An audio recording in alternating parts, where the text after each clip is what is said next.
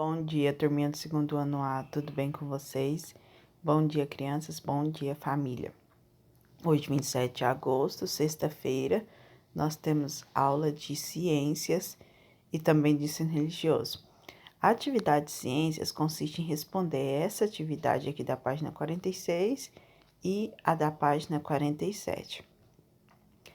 O que há no ambiente? No ambiente existem seres vivos e elementos não vivos, como componentes naturais e componentes construídos.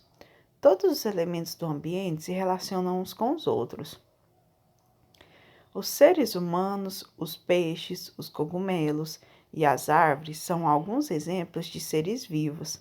A água, o solo, o ar e a luz são componentes naturais. As teias de aranha, os ninhos das aves, as moradias das pessoas são exemplos de componentes construídos. Retome o desenho do ambiente que você fez para a sessão investigar o assunto dos elementos que você desenhou. Aonde você vai retomar?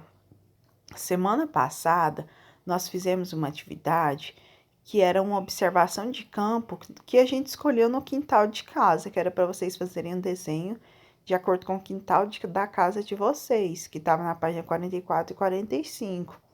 Então, a partir desse desenho que você fez, você vai procurar elementos que são seres vivos. Nesse desenho, quais são os seres vivos? Quais são os componentes naturais? Ou seja, quais são os seres vivos, digamos assim? E quais são os componentes construídos, que aqui deu o exemplo da teia de aranha, do ninho das aves, das moradias e assim por diante, tudo bem? Página 47. Observe a ilustração da página anterior e classifique alguns dos componentes dessa passagem na lista abaixo. Qual o lugar que você vai analisar? Esse desenho aqui. Olha só, vocês vão observar esse desenho. E a partir dele vão responder quais são os seres vivos que tem. Por exemplo, nós temos as plantas, temos os cogumelos, temos um jabuti, temos um pássaro, temos a criança, temos vários elementos que compõem. Agora, quais são os componentes naturais? Nós temos a terra, a água, o sol, o ar, certo? Então, aqui a gente pode encontrar vários elementos que são elementos naturais. E quais são os elementos construídos? Aí nós temos construído a casa, lá rodeado da casa tem uma cerca, temos a teia, dá para ver aqui uma teia, dá para ver o ninho feito para os passarinhos, as roupas, o caderno da criança. Então, aqui vocês podem descrever com bastante detalhe quais são os elementos que estão construídos. Depois, escreva 4 palavras que você associa ao termo ambiente. Falou a palavra ambiente, o que você lembra? Me mostre 4 possibilidades que você lembra com a palavra ambiente. E depois, agora escreva uma frase utilizando alguma das palavras da lista. Ou seja, qual é a lista? A lista que você fez aqui, tudo bem? Vamos lá. Além dessa atividade, nós temos também a atividade de ensino religioso. É a história do menino nervoso. Vocês vão ler a história, eu vou ler aqui com vocês, e depois vai explicar com as suas palavras o que você entendeu, tudo bem? Vamos lá. A história do menino nervoso.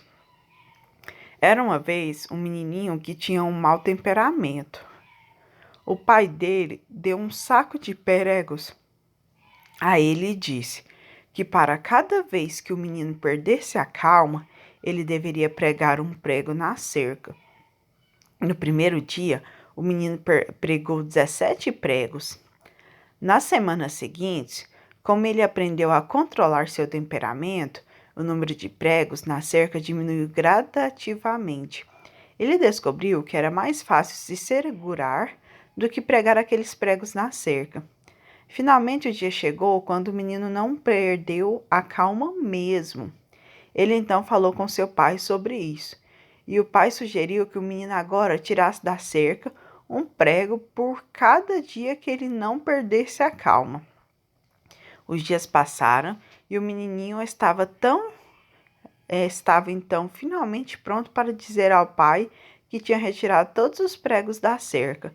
O pai então o pegou pela mão e foram até a cerca. O pai disse: Você fez muito bem, meu filho, mas veja só os buracos que restaram na cerca. A cerca nunca mais será a mesma. Quando você fala algumas coisas com raiva, elas deixam cicatrizes, como essa daqui. Não importa quantas vezes você diz desculpe-me, a ferida ainda está lá.